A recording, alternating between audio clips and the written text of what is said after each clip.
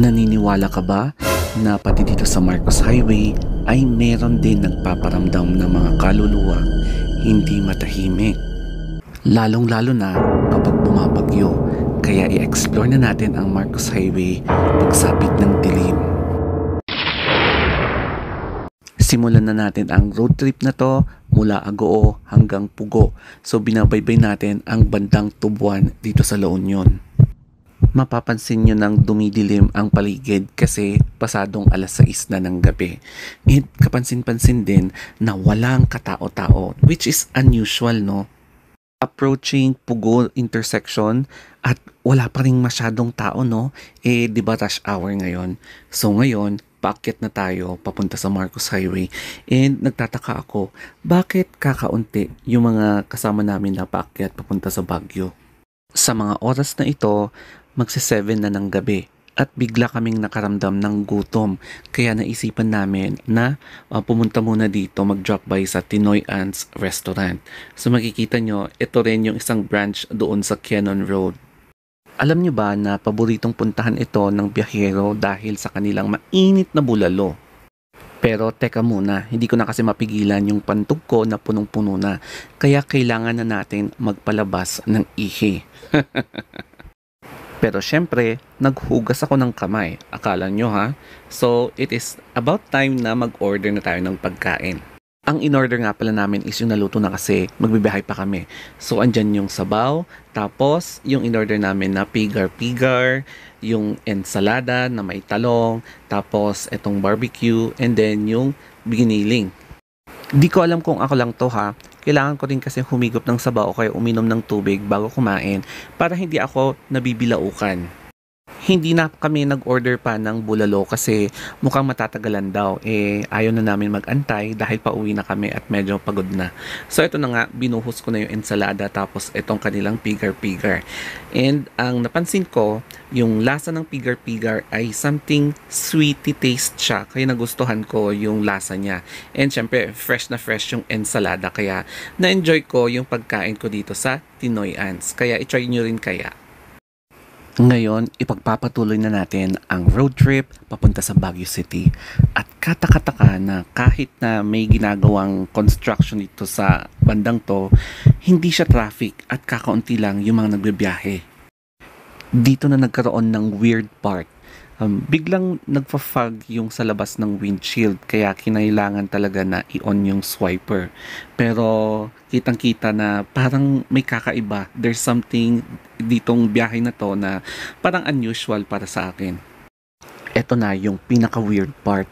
Yung parang walang katao-tao na kayo lang ang nagbibiyahe sa bandang to ng Marcos Highway. Ang dilim-dilim, wala pang street lights. May pa isa-isa kaming nakakasalubong pero most of the time, ganito yung eksena dito sa Marcos Highway. O di ba? Kikilabutan ka talaga lalong-lalo na pagdating mo sa sharp curve na walang kailaw-ilaw tapos wala ka pang kasama, 'di ba? Kikilabutan ka talaga lalong-lalo na kapag mag-isa mong nagda-drive dito sa Marcos Highway paakyat ng Baguio. Pati nga ako natakot sa aking sariling face kasi ang dilim-dilim tapos wala pang ilaw. Pagtungtun na namin dito sa may bandang Palina area, kung di ako nagkakamali, meron ng mga street lights, hindi kagaya sa baba. Alam nyo ba, noong unang panahon, walang kailaw-ilaw dito at walang mga kabahay-bahay. Kaya dito minsan natatagpuan yung mga salvage victims na nakikita natin sa mga news. Naalala ko nga nung bata pa ako, kapag umakyat kami sa Marcos Highway, ang nakakasalubong lang namin ay mga nakabus, nakatruck o kaya mga nakamotor lang. Ang na-observe ko lang dito, kapag nagbibiyahe ka ng Marcos Highway tuwing gabi, ay etong mga trucks. Medyo hassle sila, no? Kasi yung mga iba, napaka-slow yung pagtakbo nila dahil sa bigat ng kanilang karga. Kaya kailangan mo talaga mag-overtake. Yun nga lang, at risk ka na baka may makasalubong kang aksidente kapag nag-overtake ka. Kaya sobrang ingat namin dahil ang dami-daming mga trucks katulad nito, oh. So, bale, inaantay nila yung opening at least mga 10 PM bago sila makapasok sa Baguio. Pagdating na namin dito sa taas, first time kong ma-experience na walang ilaw dito sa tunnel na to. 'Di ba? ang dilim-dilim. Dati-dati may ilaw dito, pero as in first time, at ganito pala ang feeling kapag dadaan ka sa loob ng tunnel na to na madilim, walang kailaw-ilaw, at lalong-lalo na wala ka pang makakasalubong. O di ba ang weird lang kasi dati-dati marami kang makakasalubong na mga sasakyan, ngayon pa isa-isa lang katulad nito O di ba? Napaka-eerie o kaya napaka-weird ng feeling na dadaan ka dito na ang dilim-dilim. So, nandito na nga tayo sa Badiwan Tuba Benguet. So, after ng tunnel ay dadaanan natin yung flyover dito sa Marcos Highway. So, ito na nga yung Marcos Highway. Hindi lang halata dito sa camera. Ayan o. So, isa ito sa pinakamahabang flyover dito sa Benguet. O, di ba?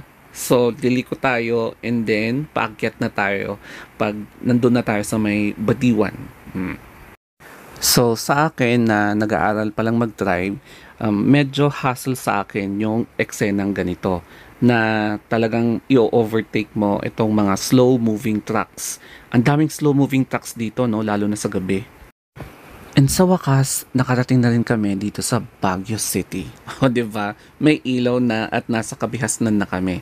So, dito naman yung another flyover na aakyatan namin sa may bandang BGH or Baguio General Hospital. So, paliko, pa-left.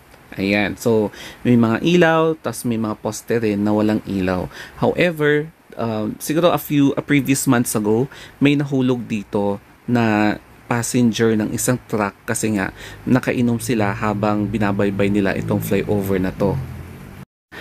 Ngayon naman, aakyatin natin itong kalsada in between UP Baguio Compound or University of the Philippines Compound hanggang makarating tayo sa entrance ng Convention Center na ang dilim-dilim, di ba? Pitch black, walang kailaw-ilaw. So, yan, yung bandang yan ay entrance na ng SM. Tapos, liliko tayo pa left side and then bababa tayo sa Harrison and then papunta na tayo sa Trinidad. After a while, nakarating na tayo dito sa Magsaysay Avenue. So dito tayo sa upper part ng Magsaysay, madadaanan natin yung Slaughter Compound, Iglesia ni Cristo, ayan. And may flyover tapos papunta na siya sa Trinidad. So I hope na nagustuhan nyo itong ating road trip ng Marcos Highway from Pugula Union to Baguio City. So sana nag-enjoy kayo and kinilabutan din kayo sa konting spooky story natin. So if you want more road trip like this, mag-follow lang kayo sa akin o kaya mag-subscribe. So ayan na nga, nandito na tayo sa paliko ng P. Burgos and then sa Slaughter. So hanggang sa huli, goodbye ladies and gentlemen. Bye-bye!